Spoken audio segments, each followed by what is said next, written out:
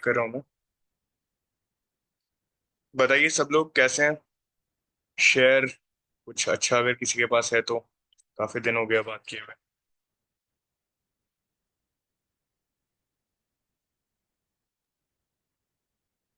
कोई भी।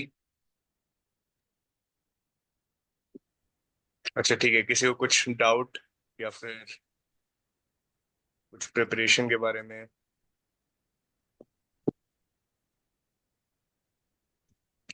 आई request everyone to mute themselves. Okay. मैं तो बढ़िया हूँ। आप लोग बताइए। Nobody is willing to share anything. Surabhi, kindly mute yourself.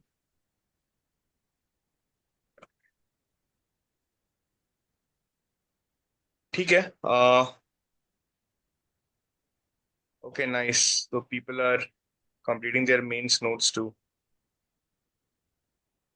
Okay. Yeah, good evening.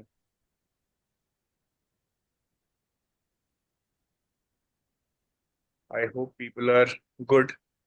किसी के पास कुछ अच्छी स्टोरी है या फिर अपना प्रेप कैसा रहा है पिछले 1-2 महीने में। I am done with medical of CAPF।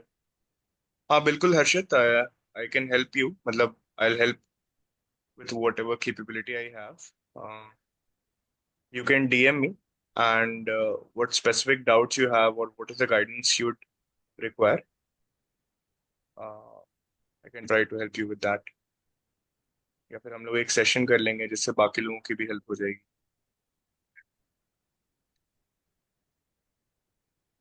So today, Surbhi, can you mute yourself?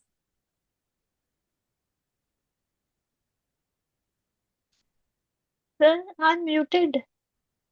No, you're not. हाँ, now you're muted. Yeah. So, yeah, ठीक है हर्षित, DM me. We'll set up a session and then we'll like on that call itself, we'll try to see what best we can do. 2-3 चीजें। सबसे पहले तो जो internship के लिए मैंने फ्लोट किया था, तो उसके बारे में कुछ चीजें मैं शेयर करना चाहूंगा। जो मैंने देखा, लोगों ने जो भी सबमिशंस किए, जो मेरे एक्सपेक्टेशंस थे, and the person who was selected. So the person who is selected, her name is Nandini Kumari, जो मैंने ग्रुप पे भी पूछा था। She is not a UPSC aspirant and she is not a part of that group. And उनका जो submission था, that was head and shoulders above everybody else. Like, she was she understood the crux of the problem, and the kind of submission which she did was exactly what we expected, जो कि बहुत rare होता है। And जो भी UPSC aspirants थे group में, unfortunately उनका जो सबमिशन क्वालिटी था, बहुत सारे लोगों ने तो प्रॉब्लम को समझा भी नहीं ठीक से।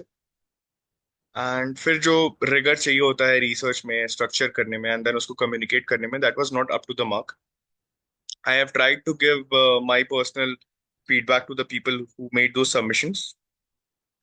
मैंने एक और काफी इंटरेस्टिंग चीज देखी कि काफी लोगों ने फॉर्म भरा, लेकिन फिर बाद में उन्होंने सबमिशंस नहीं किए। And that included people who had DM'd me कि they want to be a part of this, जब मैंने वो इनिशियल मैसेज डाला था, and they were very excited about it. So I don't know what went through their minds, that after showing initial motivation, they did not submit the problem submissions. ठीक है। A brief intro. तो आज का किसी ने हमारा link share कर दिया बाहर के ग्रुप में, तो उससे काफी वन फर्स्ट टाइमर्स ज्वाइन किए, जिनको ना मेरे बारे में पता है, ना किसी और चीज के बारे में पता है। तो वो फोमो वाली चीज हो जाती है कि अब एक नया टेलीग्राम ग्रुप आया है तो ज्वाइन कर लेता है। For those people, a brief intro.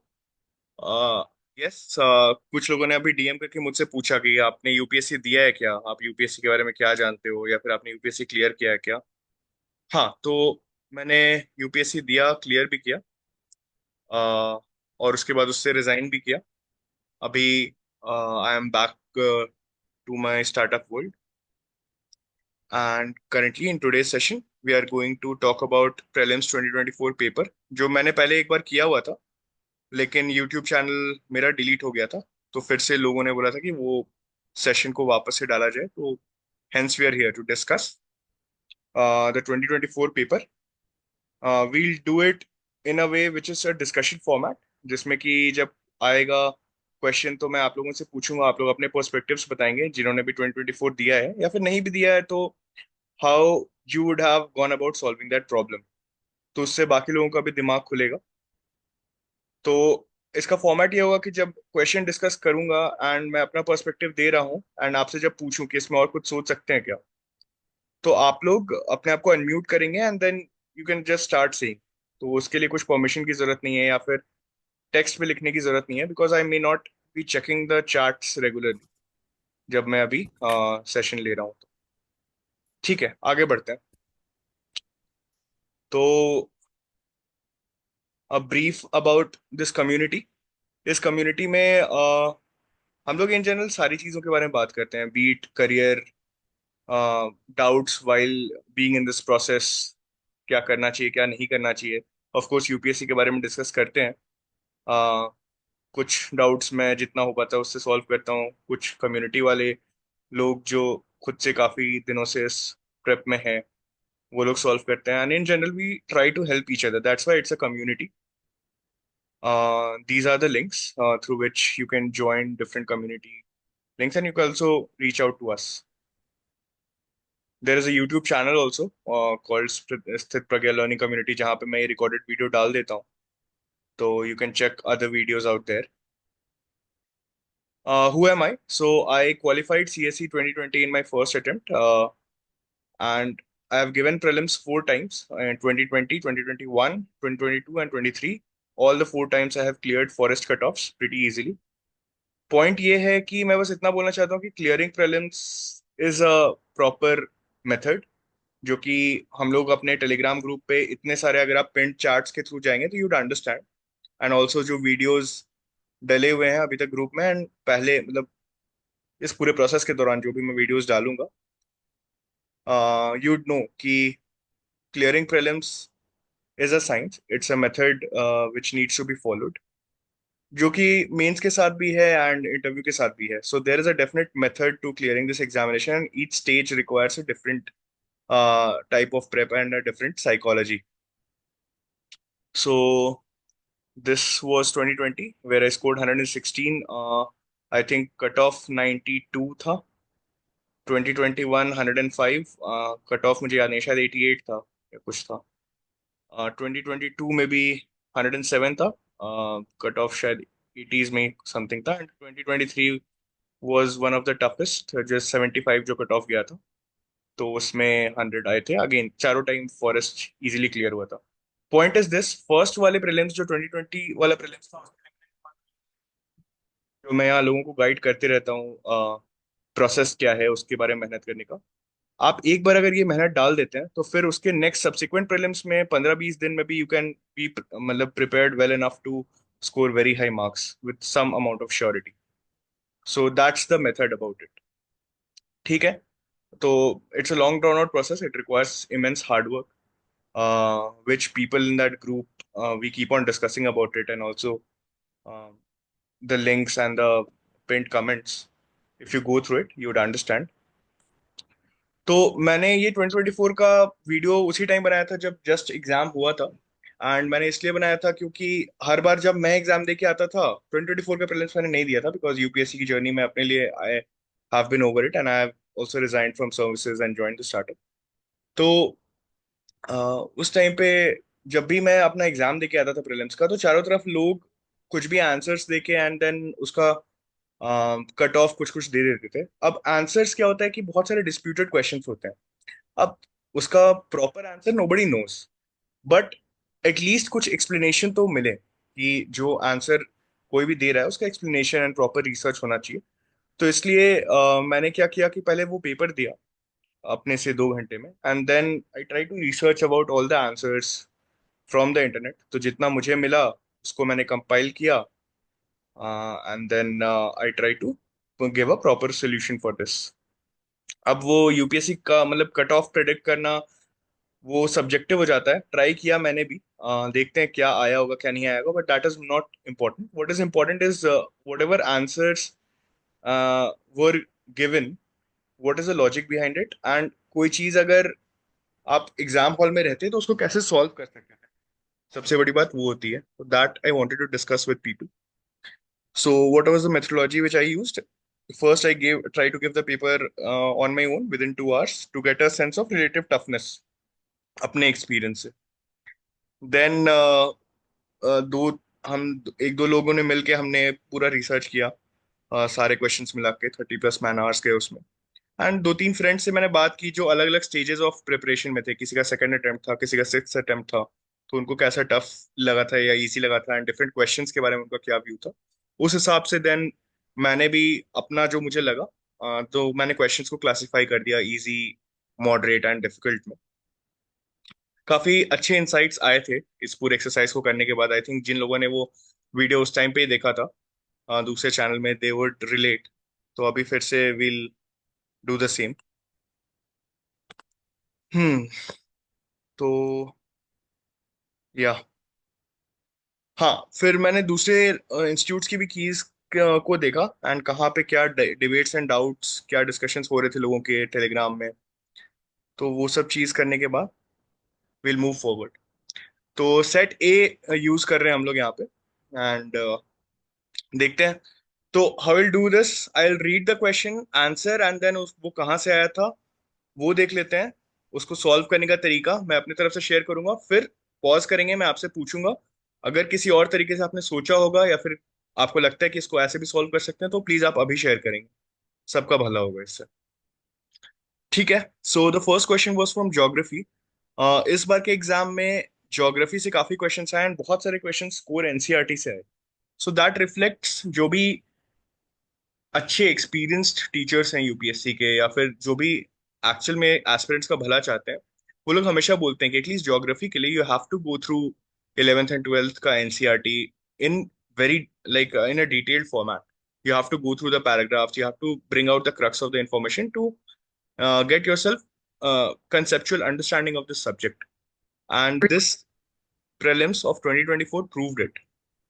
So the first question was, consider the following statements. Statement one was, the atmosphere is heated more by incoming solar radiation than by terrestrial radiation. And statement two was, carbon dioxide and other greenhouse gases in the atmosphere are good absorbers of long wave radiation. तो it's a very easy question that way, मतलब हम लोग बचपन में भी इस चीज को पढ़ते आते हैं कि नहीं, जो हमारा ग्रीन हाउस इफेक्ट हम लोग बोलते हैं या फिर ग्लोबल वार्मिंग हो रहा है, वो क्यों हो रहा है? Because the incoming solar radiation which is short wave, it is absorbed uh, by terrestrial radiation, and then terrestrial radiation से जो long waves जाते हैं वो atmosphere में absorb हो जाते हैं. So the first statement is incorrect. And ये जो सेकंड स्टेटमेंट है ये एक्चुअली यही होता है कि जब आपका रेडिएशन आया वो एब्जॉर्ब हुआ, एंड देन वो लॉन्ग वेव रेडिएशन जब वापस जा रहा है, अर्थ जब उसको मतलब ग्राउंड छोड़ रहा है ताकि वो एटमॉस्फेयर से बाहर चले जाए, तो वहां पे ये ग्रीन हाउस गैसेस उसको एब्जॉर्ब कर लेते हैं। And this was given in NCERT, exactly this, the long wave radiation is absorbed by the atmospheric gases, particularly by carbon dioxide and other greenhouse gases. So it is, atmosphere is indirectly heated, is not directly heated by the solar radiation. It is indirectly heated by Earth's radiation. The absorbed radiation, Earth absorbs radiation incoming, which is short wave from the sun, and then gives out radiation, which is long wave, which is absorbed by the atmospheric gases. Now, this is an easy question because it is some knowledge which is ingrained in us from childhood. तो मैं हमेशा जो यहाँ पे group में पहले से लोग हैं उनको पता होगा कि मैं कुछ कुछ कार्डिनल सिंस की बात करता हूँ, कुछ चीजें हैं जो कार्डिनल सिन है। अगर आप ऐसे क्वेश्चन को प्रीलिम्स में गलत कर रहे हैं या फिर आपको ये नहीं पता है, तो that's a cardinal sin in terms of you preparing for this examination. You should know it, you should have studied it, or you must be aware of it. If you are not, then there is something lacking, and you need to get down to the drawing board, and then you have to prepare for it. So, does anybody like, do you have any other points apart from the knowledge and the awareness which we needed to have, or you should have studied it? इसके अलावा और किसके पास कोई और point है जिससे ये question को सॉल्व कर सकते हैं? I think it's an easy question which is made by knowledge. कोई और दिमाग लगा के इसको सॉल्व किया था एग्जाम हॉल में? ओके, ठीक है। तो आगे बढ़ते हैं। किसी का कुछ ये नहीं आया तो first question was easy. It was based upon knowledge and it was directly from geography. Okay, ठीक है। तो आगे बढ़ते हैं। Now the second question was again from geography. तो सेट ए में जो है ज्योग्राफी से, सार्थक आपने एक रेड लाइन बना दी है, इसको आप प्लीज रब कर दें। या तो the question was the thickness of troposphere at the equator is much greater than as compared to poles, and at the equator heat is transported to great heights by strong convectional currents। ठीक है। अब देखिए हम लोग again, अगर आप geography ठीक से पढ़ेंगे तो आपको पता रहेगा कि ट्रोपोस्फियर का जो विड्थ होता है, मतलब जो हम लोग ये पढ़ते हैं कि उसका कौन से जगह पे कितना ज्यादा थिक है ट्रोपोस्फियर। तो हम लोग ये हमने पढ़ा है कि पोल्स में ओजोन होल्स बनते हैं बहुत इजीली। सो एक कॉमन नॉलेज या फिर एक अवेयरनेस आप बोलेंगे, एक जनरल अवेयरनेस कि पोल्स में जनरली ट्रोपोस्फियर थोड़ा थिन होता है। तो उस जनरल अवेयरनेस से एटलीस्ट फर्स्ट स्टेटमेंट तो कंप्लीट हो जाता है। जो सेकंड स्टेटमेंट है, at the equator heat is transported to great heights by strong convectional currents. Now logically you can reduce it that yes, sun का सबसे ज्यादा इंसोलेशन इक्वेटर पे पड़ता है, तो कन्वेक्शनल करंट्स वहाँ बहुत ज्यादा फॉर्म होती हैं, जो हम लोग डिफरेंट साइकिल्स पढ़ते हैं। कोई मेरे को साइकिल्स बता सकते हैं क्या, जो हम लोग अर्थ के डिफरेंट साइकिल्स होते हैं for transportation of heat convectional currents के लिए? कैन एनीबडी अनम्यूट देम, देखते हैं कौन कितना पढ़ रहा है या फिर किसी को भी। बहुत बढ़िया, एक हेडली सेल आया, ज्योति ने बताया। Ferrel cell. कोई मेरे को ये बता सकता है कि ऑर्डर कौन कौन से इसमें होता है ऑर्डर में?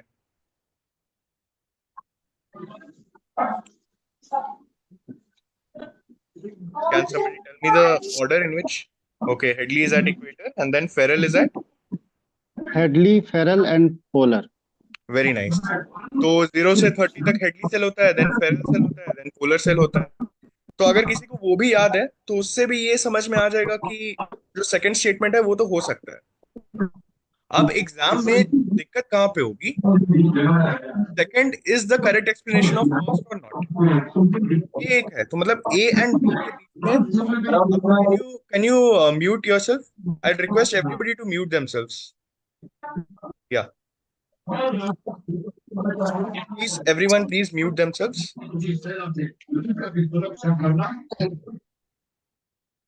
या तो अब देखिए, जनरल अवेयरनेस से फर्स्ट पता होना चाहिए, थोड़ा सा पढ़ाई से सेकंड पता होना चाहिए, लेकिन तब भी ए एंड बी के बीच में कंफ्यूजन रहेगा। इसीलिए मैंने इसको मॉडरेट में क्लासिफाई किया है। लेकिन इसका भी डायरेक्ट आंसर यहाँ पे है एनसीईआरटी में। उसी का एक्सर्प्ट है कि thickness of the troposphere is greatest at the equator because heat is transported to great heights by strong convectional currents. So again and again, मतलब in this prelims we saw कि geography में basic NCERTs पढ़ना, उसका एक एक paragraph को बहुत ध्यान से पढ़ना, कि बिकॉज डायरेक्टली उसके पैराग्राफ के लाइंस उठा के बना दिए क्वेश्चंस इस बार। So I hope everybody is getting the importance of reading geography NCERTs, digesting it, and going through it in very great detail and making notes out of it. Why is it so important? So the answer was actually there in NCERT. Even if you didn't read it, still at least you would know that statement one and statement two are correct. And but you would be confused about the correlation between statement one and statement two. तो यहाँ पे आप 50-50 में फंस जाते हैं अगर आपने वो एनसीईआरटी नहीं पढ़ी होती। तो that's why it's a moderate question and it requires a bit of knowledge. It is not an easy one in exam hall. ठीक है, थर्ड क्वेश्चन सर, पे आते हैं। For me it was an easy question. अब इसमें दो तीन चीजें, इसमें रूल्स भी लग जाएगी या फिर नॉलेज भी हो जाएगा, मतलब बहुत सारे तरीके से ये बन सकता है। तो the question was consider the following: pyroclastic debris, ash and dust, nitrogen compounds and sulfur compounds. How many of the above are products of volcanic eruptions? अब जनरली हम लोग ऐसे पढ़ते हैं कि साइंस एंड टेक के क्वेश्चन में या फिर इन्वायरमेंट के क्वेश्चन में जब ऐसे टाइप का हो तो generally all of the above होता है। ऑल ऑफ द अबव कब नहीं होता है? जब आपको कोई ऐसा ऑप्शन हो जो बहुत ही इलॉजिकल लगे या फिर बहुत इस टाइप का हो कि यू नो कि नहीं ऐसा नहीं हो सकता। अब जब हम लोग वोल्केनिक इरप्शन की बात करते हैं, if you just visualize when a volcano erupts, large volumes of dust, ash, smoke comes out of it. So क्या आप दावे से कह सकते हैं कि नहीं सल्फर तो नहीं आता होगा उसमें, या नाइट्रोजन तो नहीं रहता होगा? एश एंड डस्ट तो दिख ही रहा है कि वो आता ही होगा। And pyroclastic is basically anything which is related to thermal flows. तो 1 2 तो दिखता ही है कि वो आ ही रहा है। 3 और 4, नाइट्रोजन एटमॉस्फेयर में सबसे ज्यादा है, तो उसके कुछ ना कुछ तो कंपाउंड बन जाते होंगे उतना हीट जब जनरेट होता होगा। एंड सल्फर, तो सल्फर रॉक्स में मिनरल्स के तौर पे जनरली फॉर्म होता ही है। तो अगर लॉजिकली देखा जाए तो यू आर नॉट लाइक कोई ऐसा चीज है ही नहीं जिससे कि मैं किसी एक को एलिमिनेट कर सकूं। एंड देन रूल के हिसाब से भी ऑल फोर ही मारना चाहिए। एंड नॉलेज के हिसाब से भी देखें तो बहुत सारे अलग अलग सोर्सेस में जाके जब मैंने देखा तो लिखा हुआ था एनसीईआरटी में आश पायरोक्लास्टिक फ्लोज गैस एमिशंस लिखा हुआ था। देन कहीं पे नाइट्रोजन मिल गया, कहीं एसिड एंड सल्फर मिल गया। So the point was कि this question was very easy according to rules, as well as if you just apply some logic where you will not be able to eliminate any option with uh, some amount of knowledge. यहाँ पे कोई भी ऐसा option नहीं है जो आप directly देखते के साथ एलिमिनेट कर सकते हैं। लॉजिकल थिंग इज कि you go with all. If any product were replaced with radioactive material, should be also marked as all of them? बिल्कुल, क्यों नहीं? रेडियो एक्टिव मटेरियल्स तो कुछ भी हो सकता है, जरूरी थोड़ी है कि रेडियो एक्टिविटी सिर्फ ऐसा हो। जय का ये क्वेश्चन है कि if any product were replaced with radioactive material should be also mark as all of them. So according to me yes, because earth has many materials which are radioactive with different degrees of half life. So आप हमेशा Chernobyl की तरफ से radio activity को मत समझिए कि तुरंत ही इंसान मर जाएगा उसके पास आते ही। कोई ऐसे मटेरियल्स हो सकते हैं जो बहुत ज्यादा हाफ लाइफ वाले हों बट उनको रेडियो एक्टिव के अंदर आप क्लासिफाई करेंगे। एंड जब आप उतनी हीट के साथ वोल्केनो इरप्ट कर रहा है देन आपको again you cannot be sure कि कोई रेडियो एक्टिव मटेरियल नहीं आ रहा होगा। क्या आप दावे से बोल सकते हैं? So that's why in these sort of questions it's safe to go with all four. And दूसरा पर्सपेक्टिव भी है, अगर आप ओनली 3 या ओनली 2 या ओनली 1 के साथ जा रहे हैं, पूरी दुनिया ऑल फोर मान रही है, तो एक तरीके से ये क्वेश्चन का आंसर अगर कुछ और है तो वो क्वेश्चन पूरे कट ऑफ में कुछ कंट्रीब्यूशन करेगा ही नहीं, मतलब सबका ही गलत होगा वो। So that's why it's pretty safe to, in these sort of questions, to go with the options which is like all four या फिर all of the above etc. Partha का क्वेश्चन है, in question two statement one can be explanation of statement two, but how can statement two explain statement one? As troposphere is high hence it allows currents to rise that high. बिल्कुल सही बात है पार्थ। ये सिर्फ statement one और statement two पढ़ने से नहीं समझ में आ रहा था, इसलिए मैंने बोला कि वो क्वेश्चन जो है उसमें 50-50 में इंसान फंस जाएगा अगर उसने वो एनसीईआरटी की लाइन नहीं पढ़ी होगी। अब एनसीईआरटी में उसने वो लाइन लिख ही दिया कि let's go back to the second question, उसमें लिख दिया कि thickness of the troposphere is greatest at the equator because heat is transported to great heights by strong convectional currents. Now here since it has been written by NCERT then hence you have to go through it. अब कोई geologist होगा जो specifically geography में major होगा वो बता पाएगा कि क्यों ये बिकॉज वाला पार्ट क्यों आया वहां पे। दोनों इंडिपेंडेंटली सही हैं लेकिन दूसरा उसका रीजन कैसे बन गया, ये आई थिंक बस एनसीईआरटी ने यहाँ लिख के छोड़ दिया है एंड आपको मानना ही पड़ेगा वो चीज अगर उसने लिख के छोड़ दिया है तो। And that's why I told कि somebody in the exam hall, even if you know both the points, you would be confused between point A and point B. That's why if you have not read that statement in NCERT, you would be confused. ठीक है, answer three I think it was pretty easy and most of the people would have gotten it correct during the exam also. So let's move to question number 4 now again. Sir Yeah, go ahead. Sir ये third third question में मैंने sir logic दूसरा use किया था। All क्या? Four ही select करा था पर लॉजिक दूसरा यूज किया कि एनवायरनमेंट में जैसे हम फॉसिल फ्यूल के जलने से नॉक्स और सॉक्स का निकलने का बताते हैं, तो उस वजह से मैंने नाइट्रोजन और कंपाउंड और सल्फर कंपाउंड कि वो होते तो जमीन के नीचे ही है और वोल्केनो जमीन से फटता है, तो ये दोनों निकलेंगे ही। और डेब्रिस और एसेंडर्स तो निकलते हैं, वो विजुलाइज करने से आता है। तो वैसे ये करा था मैंने, ऑल फोर। बिल्कुल सही बात है, वही मैं बोल रहा हूँ क्योंकि मतलब बहुत ज्यादा लेटर लॉजिक भी हम लोग यूज कर सकते हैं ना।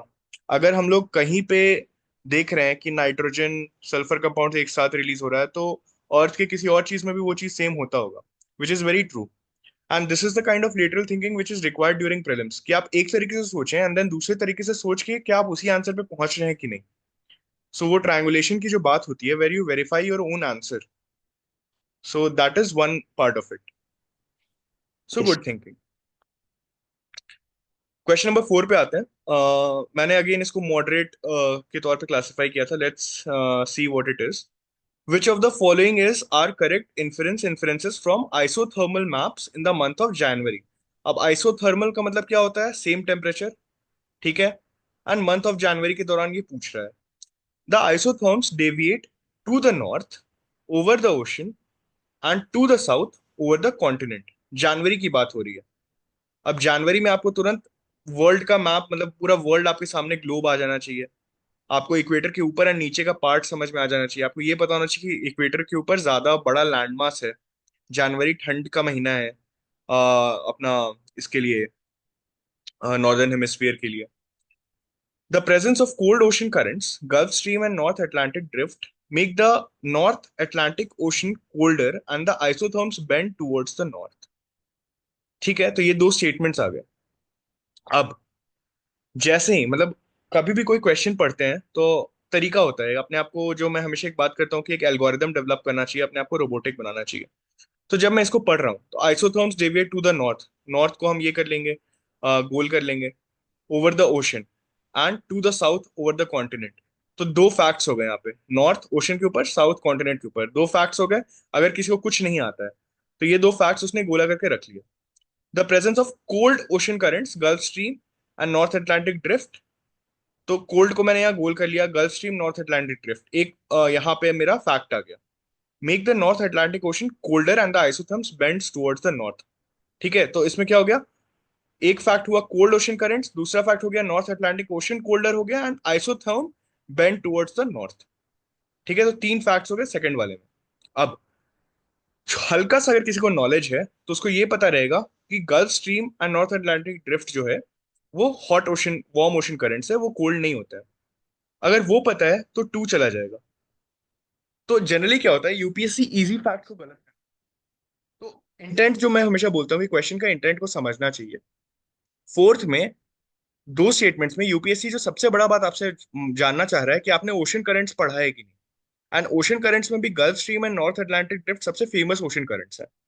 तो आपको ये एटलीस्ट पता है कि नहीं कि कौन से वार्म ओशन करंट्स है पूरी दुनिया में एंड कौन से कोल्ड ओशन करंट्स है। अगर सिर्फ ये बेसिक फैक्ट, बेसिकली इस पूरे क्वेश्चन का इंटेंट ही यही है कि आपसे ये बेसिक फैक्ट यूपीएससी जानना चाह रहा है। तो आपने जैसे ही सेकंड वाला चीज में ये फैक्ट पकड़ लिया तो आपके दो ऑप्शंस चले गए। अब आपके पास बचा ए एंड डी। अब ए को अगर आप देखेंगे, isotherms deviate to the north over the ocean and to the south over the continent. मतलब जब ठंड है तो क्या होगा, पानी मतलब जो वाटर है इट होल्ड्स इट्स हीट क्योंकि उसकी स्पेसिफिक कैपेसिटी ज्यादा होती है एंड लैंड की स्पेसिफिक कैपेसिटी कम होती है। इसका मतलब लैंड जल्दी ठंडा होगा एंड ओशन थोड़ा गर्म रहेगा। तो उस हिसाब से अगर देखें तो एक इक्विलिब्रियम रीच होने की कोशिश होगी। इसका मतलब लैंड जो ठंड हो रहा है उसका जो आइसोथर्म्स है वो नीचे जाना चाहेगा एंड जो ओशन का जो करंट उसके ऊपर बन रहा है आइसोथर्म्स का, वो ऊपर जाना चाहेगा। तो first thing, it's actually true. मतलब अगर आप लॉजिक के हिसाब से देखेंगे तो जमीन अगर जल्दी ठंडा होगा तो उसके आइसोथर्म्स नीचे डेविएट करेंगे एंड ओशन जो कि गर्म अपना स्पेसिफिक हीट मेंटेन करेगा उसके लिए आइसोथर्म्स ऊपर जाएंगे। सो इवन विथ लॉजिक ये क्वेश्चन बनाया जा सकता था, बट इट हेल्प्स कि एनसीईआरटी में अगेन ये दोनों चीजें दी हुई थी। So this is an excerpt, again एक ही पैराग्राफ में आप देखेंगे कि ये दोनों स्टेटमेंट्स थे एंड वो स्टेटमेंट्स यहाँ पर डाल दिया गया था। In January the isotherms deviate to the north over the ocean and to the south over the continent. हु बहू वहां से स्टेटमेंट उठा के दे दिया था। एंड अगेन सेम यहाँ पे बस वार्म की जगह यहाँ कोल्ड कर दिया था। So that's why I told कि एक this fourth question was moderate in a way कि इसके लिए थोड़ा नॉलेज चाहिए, दिमाग भी थोड़ा लगाना है, तब जाके ये क्वेश्चन बनेगा। And that's how this question मैंने इस तरीके से सॉल्व किया था। अगर किसी का और कोई तरीका था तो they can come forward and share it with for the larger audience. कोई बोलना चाहेगा? Okay, let's move forward. जो हमारा फिफ्थ क्वेश्चन है, अगेन लेट्स रीड क्या है ये। Which of the following countries are well known as the two largest cocoa producers in the world? अब कोकोआ क्या होता है? जिससे चॉकलेट बनता है। कोकोआ जो है, अब इसके बारे में ना थोड़ा मतलब जो एक लेटरल नॉलेज होती है या फिर एक वाइड रेंज ऑफ स्टडीज आपका जो हेल्प करता है वो ऐसे ही हेल्प करता है। अगर किसी को पता होगा कि कोटे डिवॉयर, अच्छा कोटे डिवॉयर का कोई और नाम भी है, कोई बता सकता है क्या है? It's basically ivory. Ivory Coast जो हमने यहाँ पे डाला हुआ है। तो हल्का सा इसके लिए लेटरल नॉलेज होना जरूरी है। मतलब कहीं आपको कहीं कुछ सुना होना या कहीं कुछ जनरल अवेयरनेस होना जरूरी है कि हाँ चलो, आइवरी कोस्ट में तो चॉकलेट होता ही है। अगर आपको ये बेसिक पॉइंट पता होता तो ये क्वेश्चन बहुत इजी था। अगर वो बेसिक पॉइंट नहीं पता है तो फिर ये क्वेश्चन बनाना डिफिकल्ट था। इसीलिए मैंने इसको बोला कि फैक्ट्स भी चाहिए इसके लिए एंड थोड़ा लॉजिक भी चाहिए। अच्छा, अब लॉजिक कैसे आएगा? तो लेट्स सी कि ऑप्शंस क्या क्या हैं। एक है अल्जीरिया एंड मोरक्को। अब कोको प्रोड्यूसर्स जो हैं, जो कोको प्लांट्स हैं, उनके लिए पानी चाहिए। अब इसके लिए भी हल्का सा लेटरल नॉलेज चाहिए या फैक्ट्स चाहिए। एंड अल्जीरिया एंड मोरक्को जो है वो सहारा डेजर्ट के ऊपर वाले एरिया में है। तो इसको आप थोड़ा मोड़ा एलिमिनेट कर सकते हैं। मैडागास्कर एंड मोजम्बिक को आप देखिए। Madagascar is an island and Mozambique जो है वो उसके पास कॉन्टिनेंट में है। यहाँ पे somebody could have seen, जैसे मैडागास्कर में बहुत ज्यादा वेनिला होता है। इसके लिए अगर किसी के पास लेटरल नॉलेज होगा तो फिर अगर वहां वेनिला हो रहा है तो कोको भी हो रहा है कि नहीं हो रहा है? मतलब at least you can think about it कि एक क्रॉप के लिए फेमस है तो हो सकता है दूसरा क्रॉप नहीं होता होगा वहां पे।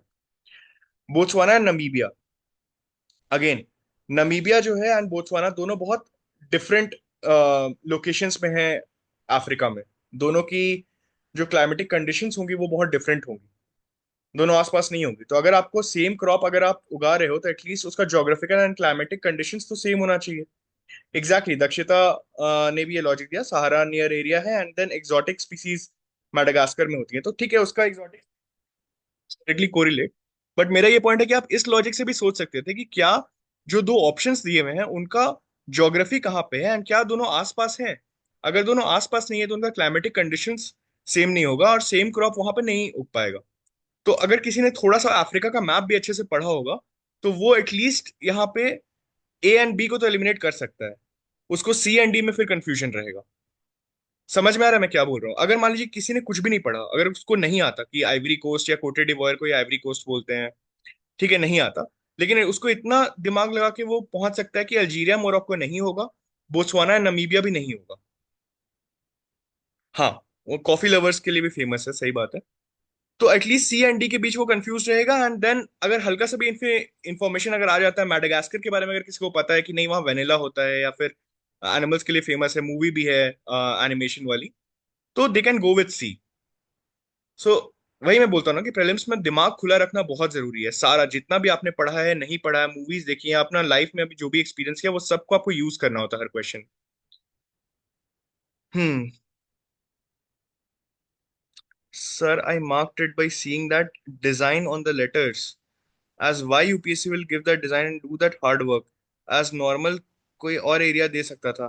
Swati, I don't agree with the sort of logics कि डिजाइन ऑन लेटर्स इतना मेहनत करके क्यों दे दिया तो उसके थ्रू चले जाएंगे। मैं बिल्कुल ये नहीं, मैं लॉजिक की बात कर रहा हूँ। ये ऐसा ऐसा रूल्स अपने लिए ना ही आप बनाए तो अच्छा है।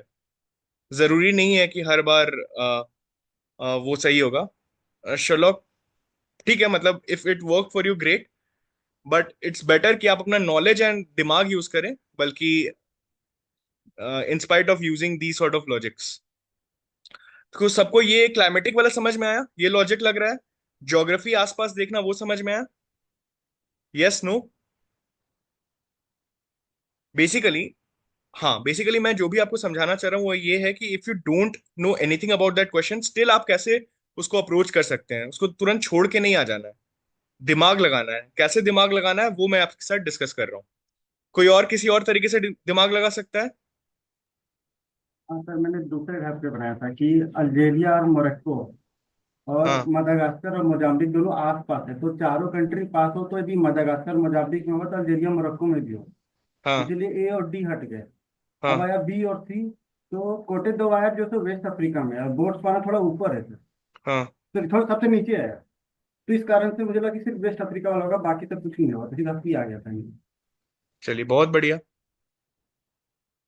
अच्छा, एक क्वीन एलिजाबेथ बोल रही है कि आइवरी कोस्ट भी तो लिख सकते थे। नहीं, आइवरी कोस्ट नहीं लिख सकते थे because that is not an official name of that country. Again, ये तो ना थोड़ा दिमाग लगा के पढ़ा कीजिए कि क्यों नहीं लिख रहा है UPSC. The official name of the country is कोटे डिवॉयर। ठीक है, आगे बढ़ते हैं। तो अब इस टाइप के क्वेश्चंस अगर कभी भी आएंगे दिमाग में, तो ये समझ में आया कि ज्योग्राफी, इसलिए मैप्स क्यों इतना इंपॉर्टेंट होता है, क्योंकि डायरेक्टली नहीं तो इनडायरेक्टली आपको बहुत जगह हेल्प करता है वो सोचने के लिए। चलिए, तो ये भी सीखते जाएंगे कि क्या क्या करना है।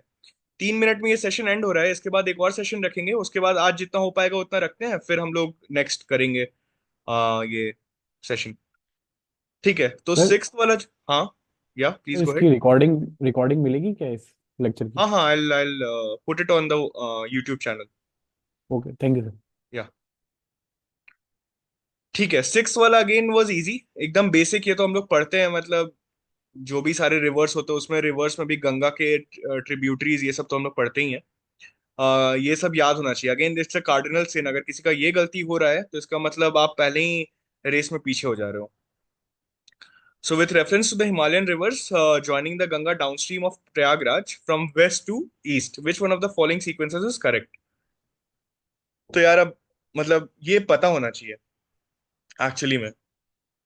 अगर नहीं पता है तो फिर मुश्किल है।